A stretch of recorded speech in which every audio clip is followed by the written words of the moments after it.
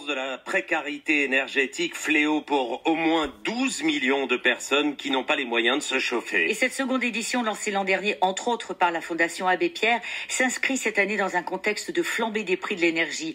La rénovation thermique des logements progresse, 800 000 actes de rénovation en 2022, mais les rénovations globales des passoires énergétiques sont encore trop peu nombreuses. Rappelons qu'elles sont 5 200 000 en France. Alors le gouvernement a bien lancé il y a un an ma prime Rénov', adossée si besoin à mon accompagnateur Rénov'.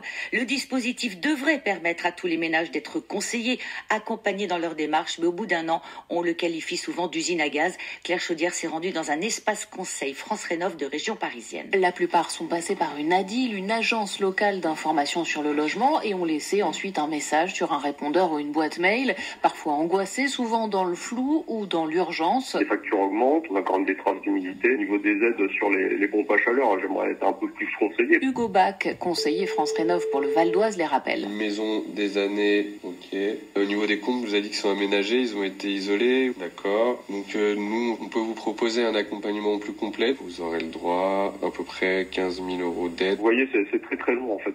Je ne sais pas si vous n'êtes pas assez nombreux. Mais difficile de répondre à toute la demande, et certains ménages, notamment les plus précaires, décrochent. Les ménages très modestes qui souvent ne vont pas au bout. On ne sait pas s'ils ont abandonné parce qu'ils n'ont pas assez d'argent. 500 réclamations à l'appui. Le défenseur des droits alerte de son côté. Ma prime Rénov' suscite encore beaucoup d'incompréhension et doit être améliorée, humanisée à l'heure de la fracture numérique, explique Daniel Agassinski, délégué général à la médiation. Ce sont souvent les moins diplômés qui se retrouvent face à un blocage, qui n'arrivent pas à faire aboutir leur démarche, à justifier des efforts en termes d'accompagnement. Un an après son annonce, les contours exacts de mon accompagnateur Rénov', cette future montée en charge de l'accompagnement, sont toujours attendus par le secteur. Des acteurs privés doivent faire leur entrée sur cette activité. Claire Chaudière.